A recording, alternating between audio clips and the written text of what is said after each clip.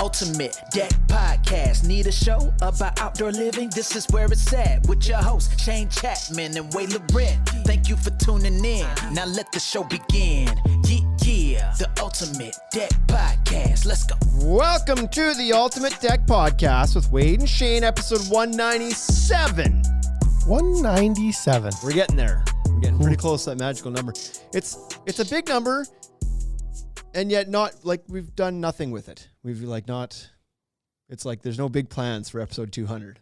No, You know that we're actually past 200 now if we count sponsored episodes and some of the like extra stuff we've done from shows and stuff that we didn't count as an episode number. We're actually over 200 now. So there you go. We've done 200 episodes plus.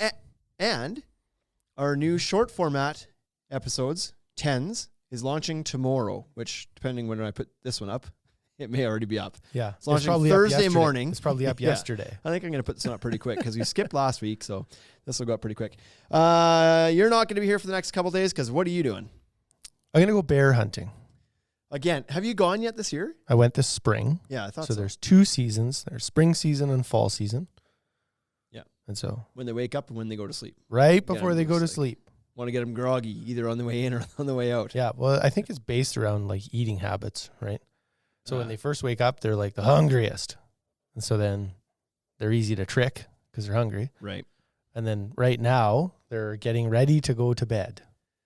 Yeah. They're also very hungry. Like that's a son of a bitch, hey? Easy Just to like trick getting 'em. ready to tuck in and BAM! What's up? I hope it's a lot quieter than that. I want to shoot him with my bow, I think. Okay. Yeah. Than that. Right. Yeah. But either way, before bed's sneak an awful attack. time. Yeah. Anyways, and Deck Expo is coming up right away. What is today? The 18th, 19th-ish? 19th, I think. Yeah, 19th. And so we're only like 3-4 weeks away from heading down to Deck Expo. Excited for that because we've been on a bit of a hiatus from it because of COVID and stuff. It's been like 3 years. I think Louisville? Was that the last one? I don't know. It's been a while, so I'm excited to get back down there too. And there's going to be a lot of good folks down there. So Yeah, I'm excited because for us, the show is different. This will be the first time we've done it as the pool spa patio show. Right. Yeah. Right? True. And so Last for time it was us, JLC. Yeah. Yeah, it was with JLC. And so it was like some house remodeling stuff. And not that that's not great, but pool spa patio is certainly a lot more in our wheelhouse than insulation, drywall, paint. Yeah. Or whatever. Insulation doesn't get your rocks all off. But hey. Okay, we'll go through a couple would you rather questions here before we get into today's topic. Wade, would you be so kind as to pick a number between 1 and, I don't know, 11. Sure. Would you rather win $25,000 or have your best friend win $100,000? Best friend win 100,000. Just assume that I'm giving you half or what? Nope. What's the logic there? I don't know. I don't know why I would do that. That's just what happened in my head. There's more money out there. So like, yeah, $100,000. Like you got you got 3 kids, man. You need it more. Yeah. $100,000 can be like near life-changing money. Not life-changing. Well, kind of, but $25,000 certainly is not. Right, like $25,000 you pay off your car. Yeah, maybe. $100,000 you're getting closer to paying off the mortgage. Yeah. In a few more of those. Likely. Yeah. That's a big deal. Yeah. I don't like selfishly the 25 works better, but the 100 is more. And so like that's better. The more money, the better for people. Well, we'll say right now that if each of us wins $100,000 at some point, we'll give the other one at least the 25 so we don't ever have to worry about this question. Right. Like you win either way. Yeah. Cause 100 isn't paying your house off. Not paying mine off. Probably not. No. But not many houses get paid off yet. But still 75 is still pretty serious. Yeah. You could just about buy a new truck for that. Just about.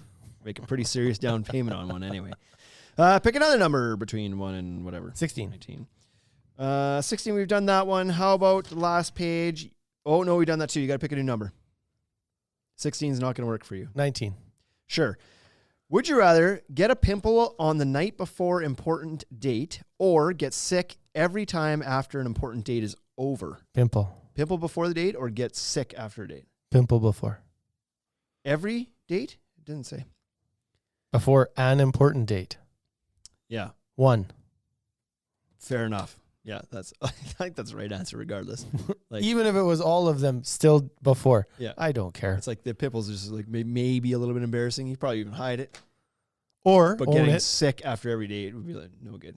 Yeah, just show up and be like, yeah, I got a zit on my face. That's one of the things I traded for prosperity. Yeah. What? It was a negotiation I was in. Yeah.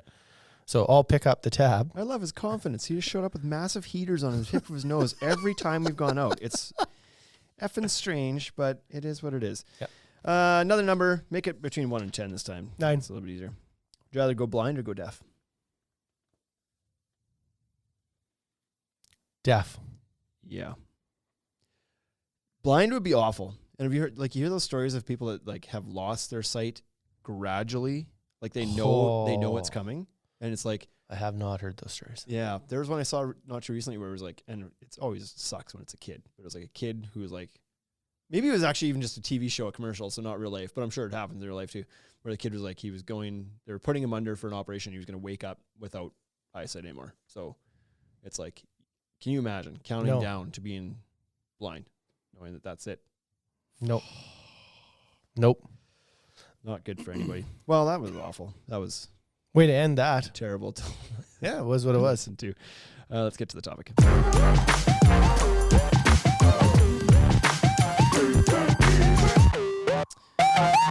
All right, so today's topic is around the retail side of the business. We don't do a lot of these because we tend to focus these things for homeowners who are building decks or to contractors and industry people. That's kind of what it is. We don't rarely get into the retail side of things. We rarely get into the retail side. Not that there's not retailers that listen to us. There are, but it's just like, I don't know. It's our day-to-day. We just like, we feel we're not usually talking to them. But it's come up recently. Plus, you don't want to give away too many trade secrets, you know? Right? It's come up recently on Facebook group, like discussion around the retail side of things. And there's more and more contractors that seem to be eyeing up this opportunity to go retail. To like either, I don't know that many are switching to retail. I think most are like trying to add retail, they're trying to buy better. Let's be honest. The driving force for most of them is probably like, well, if I could buy my own materials at wholesale, then I'd make more money. Mm-hmm. So we did that sort of, but our intention was never to continue to be contractors. We were opening the store to get out of the contracting business and to switch to the dealer side because we liked the industry, we liked the products, we liked everything about it, and wanted to help people. That was our driving force. Good thing that was our motivation. Yeah. What we felt was happening in like locally was that the people were being underserved. Right. Right. And it was like, well, rather than having someone run around to several different yards and gather, like prices or quotes on product from a bunch of different locations, why couldn't you just have it all in one location? Yeah, I think speak to somebody who is knowledgeable, right? And was like, let's do that. Let's put together a store that's full of all of the products and all of the options, or the most of them. Yeah. By people who know what they're talking about. Right. That was the idea. And yes, you were a contractor for 2 years. Yeah. While we first started the store, or we would have died of starvation. Yeah, that's how we fed ourselves for a little bit. But it was always the plan. It was like I'll keep working for this first year, whatever. Because let's be honest, at the first year it didn't take any more than 1 or 2 people to run the store, and you were our only customer. Yeah, and we knew that if I would buy material, that's how we would move material. So the plan was for me to continue to do that until the store got busy enough, knock on wood, hopefully. Yeah. That I could then stop as well and join the store, and all that played out. 2 years of that, and then that was the plan. Then we talked to a lot of contractors, those couple of years leading up, and there was always pushback. It's like, well, you're my competition, and that's one of the biggest things is like these guys that are planning to try to open up a retail business while they're still contracting, and then hoping that their competition will just kind of like overlook that. It's like they don't necessarily overlook that. Some may be okay with it. Many will not be okay with it. Yeah, it took us almost a year and a half to get some of the local guys to even come talk to us. Yeah. And then it took a little more time. Like, no, I'm stepping away from it. Like we did everything to try to be like, well, we're not trying to compete with you. And it's like, but you are at that point. Yeah. It's like, there's no, like you are. I remember back then going to some estimates, and it's like, now the guy we were trying to get at shop for our store was just at this person's house. Yeah, I got another quote from these guys too. And it's like, oh, great. That's awkward. I'm trying to tell these guys I'm not competing with them, and here I am in the same backyard that he was just in. Yeah. So that's tricky if you're planning to continue to do a contracting business and then hoping that you can get contractor sales out of this retail arm is like, that's tricky if you're not planning on stepping away from it. Yep. So that wasn't even on the list. It wasn't on the list, but what we did a list of is like, we got in, like, we never sat down and we're like, we're going to make millions. This is a plan to get rich. That was not ever the conversation for us. It was, you were kind of done with like hauling tools around and contracting. I was wanting to get away from the corporate job and like do my own business. There was motivation there that was not related to the money side of things. We were just hoping we could make it work, money, obviously, and earn a living. Yep. But the motivation was not to go make money. And I feel like a lot of these contractors are looking at it because they're like, well, I can make another 10% on my materials or whatever the number is by having this arm. And it's like, sure, there might be a little bit of money in it. But what we've learned is like the margins are shit. They're, and everybody you can't be doing it money driven. They told us that. People told us that before we got into it. And it was like, okay, sounds good. I actually we're even not motivated by the money, but for the first couple of years, I actually still thought they were wrong. Yeah. You know what I mean? Like as we were purchasing and like growing our inventory, I was like, these guys are silly. Like you actually, no, you totally make money at this. Because there's a bell curve to the overhead, to the operations side of the business. Yes. When you first out, I know there's another guy who just like, he's trying to do his own retail store and he thinks he's winning right now, but it's like, you've got early on when we first started, it was like, yeah, when somebody came in and bought $10,000 deck, it was like, celebrate. It's like, yeah, we just made like whatever, a couple grand on that job. It's like, yeah, because it's just you're not taking a check, you're renting a closet and you didn't have to inventory the material and you don't have like, you have none of the overhead yet. So yeah, sale is exciting. As you grow and need to add that overhead, the overhead becomes significant. And all of a sudden you need a lot more sales to be able to pay those bills. Yep. So yeah, we probably dollars and cents probably make more in year 1 than you will in year 6. But percentage wise, we absolutely did. Yeah. It wasn't even close. Yeah. So that was one thing that I know before we opened, when we were kind of like on our way and we were talking to like people in the industry and the buying groups, it's like, boy, that's a tough industry, guys. It's like, that's like, there's no margin in that stuff. And it's like, okay. Because we weren't motivated by the money. If it was like, well, we're doing this to get rich, and they were like, there's no money in it, would have been like, oh shit, really? But for us, it was like, no, this is what we want to do. We want to we want to get into business doing this. We want to help people. We want to like make an impact in the industry. We want to like control our destiny and help and everything else. And it was like, we just need to be able to feed ourselves too. At the same time, it has to be a career for us, but we're not expecting to open one store and get rich. Yeah. So it never scared us off. And we're like, well, we'll find a way. But you're right. Those first few years, it's like the margins you get in the first few years was like, it was great because you didn't have any overhead. You had, like, your burn rate a month was like what, $7,000 or something like. Boy, it wouldn't have even been that high. There's no way. Probably it was that not. high because we had no employees either. Yeah.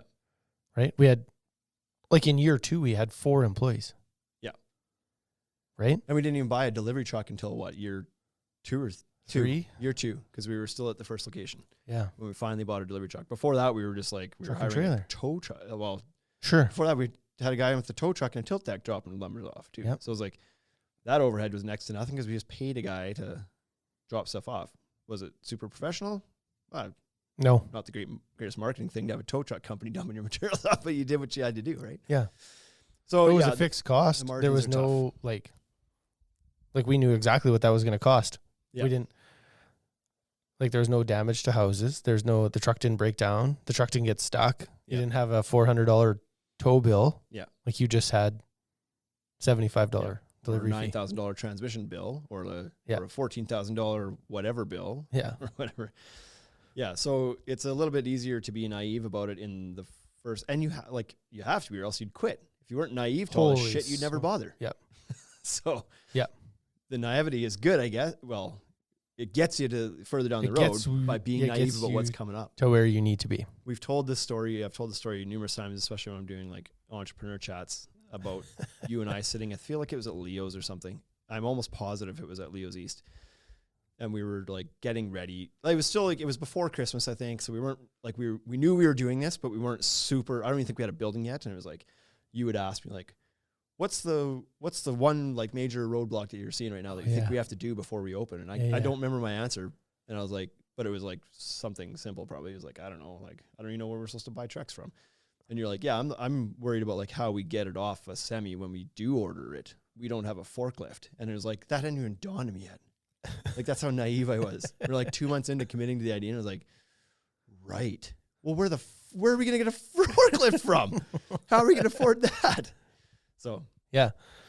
And it was like, how are we going to afford that? But we were so far away, we didn't know what a forklift cost. right. It was like, yeah. Anyways, there was like that learning curve in the first year was incredible.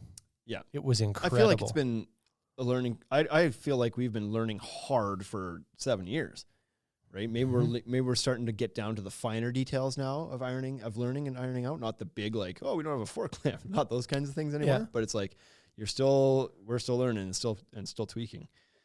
So But anyways, I feel like it's not as steep. Like, yeah. Maybe Well, it and is. you've got a team around you now too. But Yeah. anyway, so long and short of that is the margins are tough in this business because it is so competitive. You're competing against box stores for one, and then local lumberyards for two. Like there's other operations selling outdoor living products, and unfortunately, it's very competitive. Like Yeah. and there's not much margin to be had there. So you try to set it at what you need to make money, and then hope that you're not getting beat down constantly with. And not only that, but your season to make margin is so short. It depends where you live on that one. But yeah. It could be. So for us with seasonally, but if you have an end of season, it's like, well, that's when everybody starts to panic and clear their inventory out. So then good luck getting full margin at the back half of the year. Like Yeah. you got to make hay while the sun shines in the spring and summer, because when it starts to get to the back half summer, fall, that's when the prices start to erode pretty heavily. And it's like, And then it's like, if you got low single digit profit margins on things and you start discounting, it's ugly. yeah, it's not good. The other thing that has been a reality over the last couple years is other people seem to have, maybe they don't have better buying power. We've been told over and over that our purchasing power is equal to or better than some of the box stores. Yeah. I find that near impossible to believe, but whatever. Let's say we believe them. When the box stores buy product, they buy it by rail car full. And so when they decide it's time to move product, they actually can. They just they can afford to slash those numbers. Yeah. And I remember people coming in and handing me a sheet or looking up on their website what they were selling fence boards for or deck boards for. And it's like, well, that's less than I can buy them for. Yeah. But Lowe's had 4 rail cars full and they had to get rid of it because we have to realize this loss in this calendar year. So it's got to go. Yeah. And then then what? Now And I they- lose too. And they can bury or average out those losses amongst the 1,000,001 other product categories that they're in. Correct. It's like, okay, yeah, we're gonna have to eat it on this lumber. We're gonna blow it here at the end of the year, but that's okay because we make 90% on our washing machines. Yeah. And like Or how light many- bulbs. like And we sell. for them, they sell whatever $5 million worth of backyard living material stuff out of a $50 million store. Right.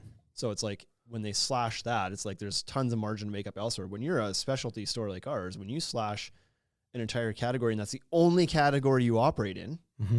where are you making it up? You're not. You can't.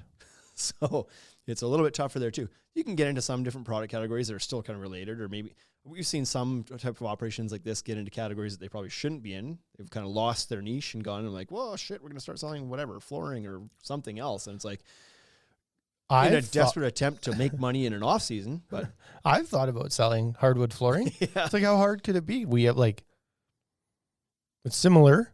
I installed hardwood flooring at one point in my life. Yeah. I'm familiar with how that needs to go down and some tricks to putting it down. you're going to want to put this down with this HID-fast nailer. That's the best one for sure. Yeah. I already got a flooring nailer. No. I want like this though. So, and that would tie into the idea that cash flow sucks in this industry. Yeah. It is tough. Again, if you're in a more moderate, consistent climate, maybe that balances a bit more, but every year at this time of year, it's pretty shitty when the bills keep coming in from the middle of the year, but the sales start to slow down. It's like you're constantly trying to juggle and balance that cash flow and liquidate things. And and get prepared for next season because you have to there's some stuff that happens in the spring that you got to pay for before you even get a chance to sell. Yeah. And so you got, which really grinds my gears, you got by to the be way. ready for that. Start calling people out here pretty quick. You better move off this one first before you burn bridges. All right. What did you? Well, yeah. All of your frustrations, but imagine you're on the other side of that. And so that one's geared towards the contractors that are thinking they should open a store. Yeah. So this comes from a little bit of my own personal experience because we've both been on the side where it's like you didn't have to worry about how a lumberyard operates. You expect your shit on site in good condition and just things are just supposed to happen for you. When I want it there. Yeah. And no damaged boards. And then when I don't want them there anymore, you get rid of, like, you just, you expect that to run. Somebody else is handling all that for you to make that all smoothly. You just have to show up and build the thing, which is what you want to do. You don't have to worry about what happens behind the scenes with how the material gets to you. And I see this sometimes when guys hop on to social media somewhere and start like blasting a lumberyard and often it's like legit points. Often I'm like, shit, really? Your lumberyard gets away with saying no to that or whatever. Like there's often that too, but there's also often times where I'm like, I see the other side. It's like, yeah, but come on, you can't expect that. Like I don't have an example, but there's been times where I've kind of seen it from both angles and I'm like, yeah, I know it sucks, but like, you need to understand that, you know, what had to happen for that to happen in the first place or whatever. Right. Yeah. So now all of a sudden the logistics, when they're talking about lead times or something, right? It's like, I tried to order some rail and it took forever to get here. And then some of it came damaged. Yeah. And then they blast their lumberyard. It's like, well, the lumberyard wasn't stocking it. That's why they had to order it in. So it's not their fault. Yeah. And so like, settle down. Yeah. Or just like even something like that. And it's like they fly off the handle or something because something showed up damaged. And it's like, yeah, sometimes shit happens. Sometimes you cut a board short. Sometimes you damage the thing. Sometimes we damage the thing. Sometimes we knock over a lift of freaking deck. Like shit happens sometimes. And yes, it's inconvenient sometimes, but that's why it's like, don't go blasting other people all the time because that could, if you're thinking of doing this, that's your people now that just did that. So yeah, it's nice to have grace from people and the logistics of running a retail store. Forget the retail store side of things, but the lumber yard aspect of things and moving large, heavy material around is not easy. It is super Especially, tricky. we're talking about a lot of contractors now complaining about hiring people and finding good people. Yeah, okay. So how does that go for you when you hire a guy who's not good because you're desperate finding people that have some sort of skill, whatever? It's like it's no different when you throw somebody in heavy machinery or a delivery truck and expect them to know their job or pick one of the 9,000 SKUs off a shelf and know exactly which one. Like that's an issue for everybody. Yeah. Qualified talent, available people that are willing to learn, be trained, etc. That affects everybody. Yep. So we've certainly been through that as well. And it's like, that's why we try our best to make things right because it's impossible to make things not ever go wrong. It's going to go wrong. Correct. That's how you react to it. So for example, like Adam's post the other day with the deckers that came, it's like, yeah, I'm shocked that his lumberyard if that was us, we'd have been like, shit, yeah, sorry, that's not how that should go. I didn't read out the rest of that. I just saw it and was like, this is what they sent. Did the lumberyard exchange that product for him? No, they were telling him no. Oh, They're yeah. like, you should have ordered 10% more to cover any potential damages, whatever. And it's like, it's 9 out of 27. That's a lot higher than 10%, first of all. Second of all, absolutely no chance that I would not have replaced logistically didn't order the boards properly to protect from this kind of thing. Like you erred on this. Yeah. And like, that's just like, yeah, like unreal. We would have exchanged those boards. There's but no way that I would not have. This is not sticking up for them at all because that dealer in that case I think was completely in the wrong. But here's why they're so hesitant to want to be able to do that right now. Those 9 boards is all of your margin and then some of that full lift of material, right? That thing shows up with 48. Yeah. If you damage 9 boards out of 48, you've lost. Like you're under on it. You've now lost all your money. Correct. Damage is like killer in this industry. Because it's like there's no recouping that. No. That was one of the first things my dad told me when we started here. So dad owns a lumberyard, obviously. For people that don't know that, my dad owns a lumberyard. He told me one of the very first things is learn how to control your waste. And that means like you will have boards that warp and twist and break and all that. Find a way to sell those. Find a way to make those make money. Yeah. And he was like, and if you can fix your fall down, then you'll be okay. Yeah. You might be able to survive. Do you remember when we rode off all that stuff when we finally moved out of Dudney? Yeah. Oh boy. Yeah. So some of that stuff happens because it's damaged. Some of it happens because it showed up that way. Hopefully you can get a vendor credit for it or something if that's the case. But we talk about, a lot of contractors talk about, treated lumber not being what it used to be and whatever, they got to deal with that. It's like, well, the lumberyard has to deal with that too. The shit show and the stuff that goes bad there, it's much harder for us to return and get a credit for that than it is for the contractor. Contractor can drive it back to the lumberyard. We don't get credits for that. The only time we've ever got a credit is if something wasn't treated properly. Yeah. That's it. We've never got a credit for like... Yeah, you don't get to take one back and be like, this one's a little bit too twisted. It's twisted. Like that doesn't happen. You just eat that. I'll bet you if you were to dig into our 4x4 SKUs from the time we started until now, I'll bet you we've thrown out a quarter of our 4x4s. Yeah, you don't make money on 4x4s. Ever. 2x4s. Or 6x6. Or maybe even 2x6. And we do a better job than most, I believe, and we get told all the time, like, your guys' lumber's really good, because we do our best to take care of it, but it's just like... Yeah, we buy $5,000 worth of staples a year because our guys close the bags every day at the end of the day. Yeah. 25%. I'll bet you I'm not wrong on that. Probably not. I'll bet you at least 25% of our 4x4s get thrown in the garbage. Yeah. And like, what do? Guy brings it back and was like, well, I was going to try and build a fence with this, but it's so wonky, I can't even carry it. I was like, yeah. Yeah. He hands it to you. You can't pick it up because it's so whacked. You're like, yeah, yep. I guess throw it in that pile over there and then grab a new one. Sorry. Yeah. And so as a contractor, you expect that to be replaced for free. Yeah. As a lumberyard, you'd love to charge for that again because I didn't get to pick the 4x4s when they came to me. Yeah. They showed up in a bag, taped and banded together. And you don't get to pick, you don't even actually see them. They're so covered. Yeah. So you just snap that band. Right. One of them hits you in the chin as it's like twisting right away. Yeah. And they're like, you don't get to call the distributor. You don't get to phone them and be like, hey, so anyways, these are really crooked. They're like, yeah, click. That's it. Yeah. That's sounds how like you need more then. Yeah, I guess I need a few more. Yeah. What else you got, Wado? The credit accounts are more strict. Yeah. There's credit accounts.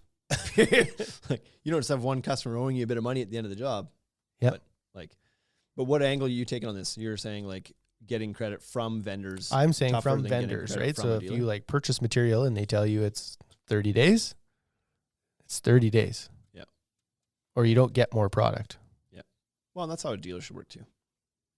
It should, but they don't typically, right? Typically they don't. So anyways, those are a lot more strict. And then on the distribution side, it's even worse. Yeah. They get 10 days. So it's like not ideal. Yeah. You're expected to give credit accounts. Yes. That's the thing. You become the bank when you open retail. And you are as a contractor as well. Sometimes you're footing the bill for your customers as well, but it's a lot easier to get a deposit out of a customer than it is to get a deposit out of a contractor as a credit account. I need this $30,000 order. I'm going to need you to put 25 down. They'd be like, well, no, I'm going to put it all in my account. And that's fine. That's how the industry works. But unfortunately, you turn into a bank pretty quick. All of a sudden, and people look at you weird when you don't, right? So for the first 2 years, we didn't have credit accounts. No, that's not true. We didn't formalize credit accounts. We lent money to people, but we didn't ever have any documents about that. Right. Chase them at the end of the year. So we're learning. A little more formal now, but we now pay a person to manage that for us. Yeah. It took that before it actually turned into something legit. Yeah. So credit accounts cost us money because we had to put a person in. And then, never mind. I was going to go down some examples and whatnot, but I'm just not going to. Credit accounts you become a bank and you can end out a ton of money that's owed to you at any given time, and getting it back.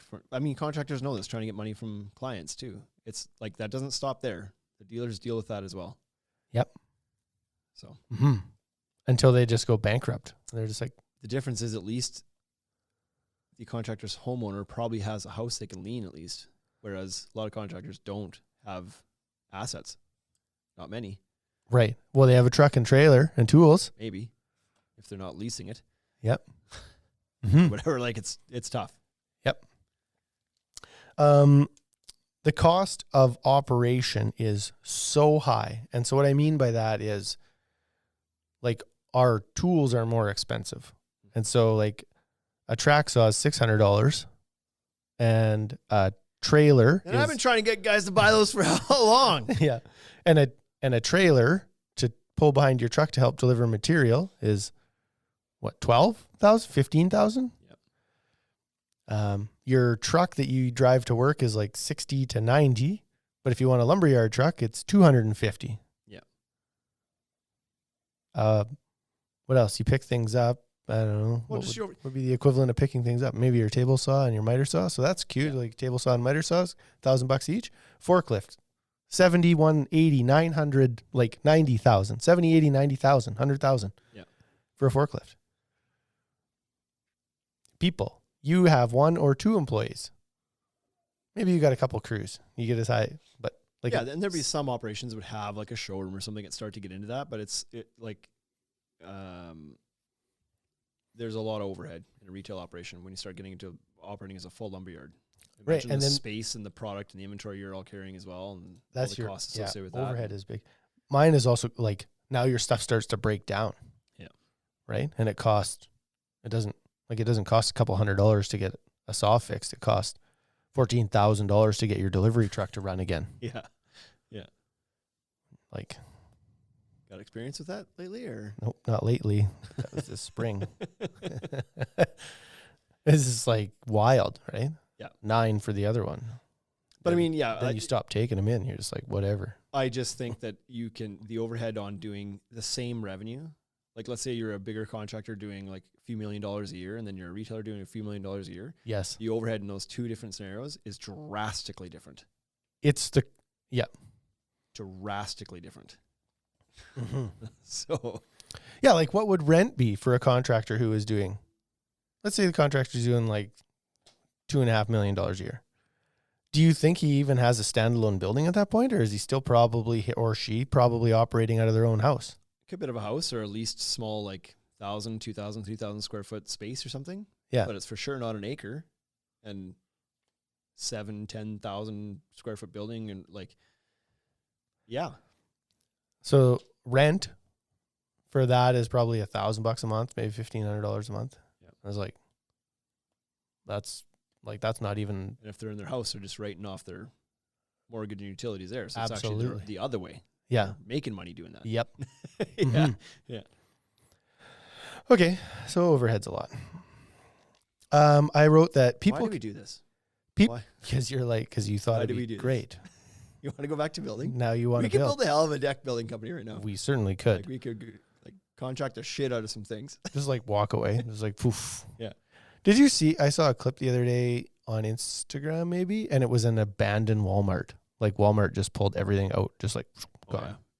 And like, but all the shelving was there still. Like Yeah. they left all the gondola shelves and stuff. Yeah. But there was no merchandise in the store.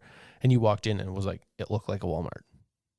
It's just like Cheaper for them to do that than to pay somebody to Mhm. empty the building and demo it and whatever else. Like, yeah, It was in don't need this Kentucky. anymore. Done. Yeah. Yeah. People can come to you and you don't get to just leave the store. So like as a contractor, Yeah. you go to someone's house and you show up there, you walk into their space. And when you're done with that, you leave. And you can say no. That's what I meant behind that too, is like, if you run into somebody that you don't want to deal with, like Yeah. you're like, this is not a good fit, I don't want to work with this person. You just email them and then it's over. Yeah. Or you do you send them a PFO bid, right? Yeah. There's like 1,000 square foot deck, $48,000. Yeah. Or 100 square foot deck, $48,000. Like, go away. Yeah. And they open it and they're like, that's ridiculous. And then they don't call you back and you're like, yep, all good. Yeah. You don't get to do that in retail. Yeah. You're like, your You're door's always accessible. your door's open. Yeah. They just walk in over and over Whenever they want. and over. Yeah. A lot harder to choose your customer, I guess, is what I was trying to get at with that in retail. Yeah. I did that one time though. I chose a customer one time. You can certainly, it's not impossible, just harder. Yeah. Yep. One guy ended up just finally being like, I'm not interested in selling to you. Yeah.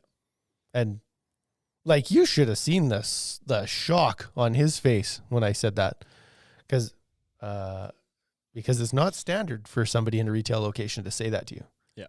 So anyways, he was like grinding on price. And it was like, these guys got this on discount and these guys over here got this on discount. And this is blown out and blah, blah, blah. And then the boards, a couple of the boards were scratched. And so I gave him a little bit more discount on that. And then he was mad about something else. And so he thought it, and then a free delivery. And then there was one more thing. And I threw in the free delivery.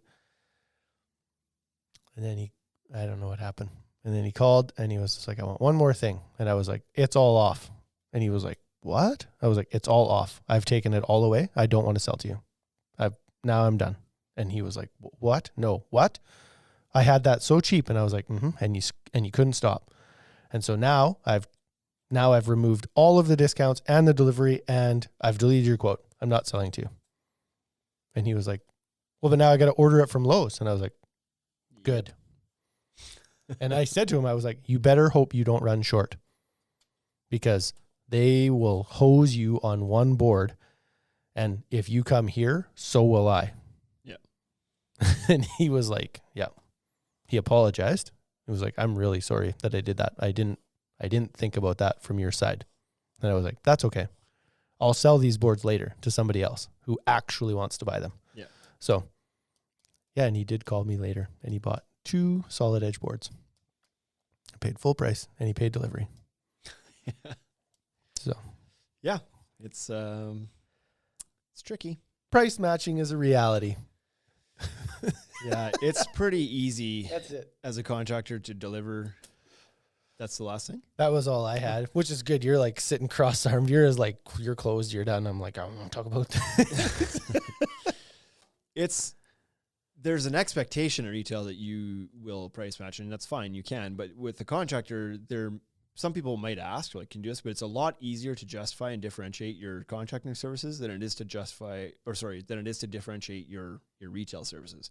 When you're selling Trex Island Mist 12-foot boards to somebody, and they can also go to somewhere else and get 12-foot Trex Island Mist 12-foot boards, it's a lot harder to explain why your price might be different or what makes you a better place to shop or how you provide more value and whatever else. Like, you can, but it's just harder to differentiate your offering from another retail location than it is for a contractor to differentiate their services from another, right? Correct. And so, because one comparison is identical product, and with contractors, it is not never. It's not never an identical product. Nearly none of it will match. Yep. And so, it's easy to be like, well, I either have a website or I have a portfolio or I have all these things. And so choose me because I'm more expensive or don't. That's fine. Yeah. But when it's like Lumberyard B down the street sells the exact same board as you, it's like exact same board. I think there's also an expectation, like with delivering the contracting services, you can say like, no, I do this and this and deliver a more premium product. And people are like, okay, I get it. I would pay more for that. But it's like, in retail, they're like, okay, I appreciate those extra things you do, but I would still like to pay this price for them. Like I would like to buy it here from you, but I don't want to pay more for those services that you offer. Yeah. Right? Like you still end up being at market price. Yes. Like everything's basically commoditized that's on the shelves. It certainly is. Everything in there, right? Yep. Your labor is not a commodity. Like it doesn't fluctuate like a commodity does. Right.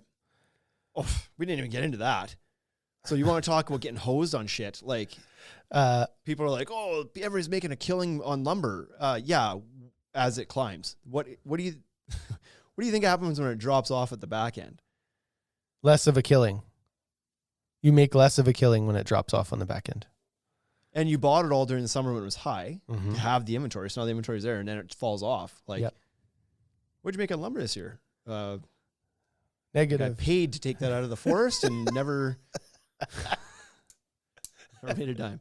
Anyway, so I don't know. It's some of that stuff's a little tricky. trying to upsell those things. So when you were talking about that, how somebody wants to come into the store and they want like a premium product and a premium service and all that stuff. So then you like imagine doing an estimate for someone. And so you're a builder and you get to do the estimate and say, the deck cost $15,000 and I'm a premium builder. And so you get a great board, but they come into our store and all they look at is the bottom number versus bottom number, right? They go to like some other store and our store. And so if our employees, because they have a little more knowledge, they put Protect-A-Cut on there, like they put end cut treatment in the quotes, and they use different hanger fasteners, and they use G-tape, and they do a striped board, like a variegated board as opposed to a solid color board. All of those things are not significantly more, but at the end, it is. Right. Yeah. It's like $1,500 or $2,000 more. And the customer's like, oh, see, boutique store, told you. Yeah. Told you. We had one where they compared, they brought a deck package in from another lumberyard, like this was in Saskatoon area. And that lumberyard forgot railing and stairs. Yeah. And the customer called us and was like, this is unbelievable. Like, you're $3,000 higher. Like, what's going on? It's like, Yeah, at least they called. Yep. Usually you wouldn't even get a shot to explain it, right? Yeah. So then Robbie was able to convince them to send us the quote. And so they sent the quote to us. They like whited out all the numbers so we couldn't see the numbers. I don't care. That's fine. Doesn't matter to me. And they sent it in and Robbie looked at it and then like within seconds replied, was like, you have no railing and you have no stairs. Go buy it from them.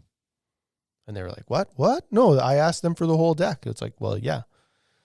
But it was a 12 by 12 deck and they sold you 16-foot joists and 16-foot deck boards and no railing and no stairs. So go to it. Yeah. Oh, yeah, okay. Well, yeah, I guess maybe we should just buy it from you. That's what I think. But yeah, you're also up against this massive, we keep leading into other points. You're up against this massive misconception that box stores have to be the cheapest. They're the cheapest across the board on everything. You can't possibly compete with them. You're a boutique shop. That in itself usually triggers a premium price in people's minds. yeah, So you're just constantly battling these misconceptions about what a small specialty shop might be able to do against the marketing budgets of the giant box stores that are in everybody's neighborhoods. And it's like, that's tough to compete against. it's tough to beat that mindset. The mindset, not the prices. You can compete on the prices, no problem. Prices, like we get reviews all the time that say our prices are better. Yeah. It's the perception and perception wins. Every time. If you think it's cheaper there, you're just going to go there in the first place half the time. Like a lot of people do that. Yeah. And I've had people I know that I was like, why would you not come to me? You know what I do. Yeah. It's like, well, we just thought the railing would be cheaper at Home Depot, so we just went and got it there. You didn't even give me a shot. You didn't even check to see. Yep. Just so you know, you spent an extra 10% you didn't have to spend. Mm-hmm. Like, yeah. Yeah, it's tricky. It's certainly not like, we're 7 years in now. It's not what it was 7 years ago. We've learned a lot. yeah. And so this whole episode, And it's not like, yeah, go ahead. it's not, I'm not trying to tell people not to, just because I do enjoy what we do. I wouldn't undo it and not do it. But like I said, I was never motivated to be like, you know what, by year 7, we better be making like deep into the 6 figures and like. Well, like I wrote that number down. So I was hoping we were. But I mean, like, you better be motivated by things other than money if you want to step into the retail building materials landscape. There can be money, but you got to scale it way up. You're not going to do it just being like little operation. And again, there's certainly money to be made if your intention is just to self-serve your own jobs and whatever else, and you can convince some distributors that you are a retailer so they'll sell to you at wholesale. Sure, there can be a little bit extra there, but if you're planning on scaling to serve the general public and have like lots of traffic and high sales and everything, like that comes with a massive amount of overhead along with it, and just like it's another full-time job on top. So Yeah. pretty tough to manage both. Yep. So not saying don't convert to retail, but I'm just saying I feel like there's this rosy picture of all this money that can be made by doing it, and the reality of the situation is there's a lot more money in the service contracting side of the business. And you will not convince me otherwise. I feel like we were there told was that more money to be made when I was building decks than there is selling the decks now. it's not even close. It's not. When we were in, boy, I don't remember where we were, but it was year 2. We were down in the States somewhere at a trade show, and we talked to the guys in Ontario. And I remember we were at dinner, and one of them was just like, no matter what you do, don't ever stop doing the installs, because that's how you'll make money. You won't make it without installs. Right. And I was just like, that was like year 2. We were still like, had no overhead. We're like, I don't know, man. Like, I feel like the install's not where it's at. Like, this selling is way better. Yeah. People pay you, they pay you up front. And it was a different business than it is now. 100% different business. I was also thinking about this the other day.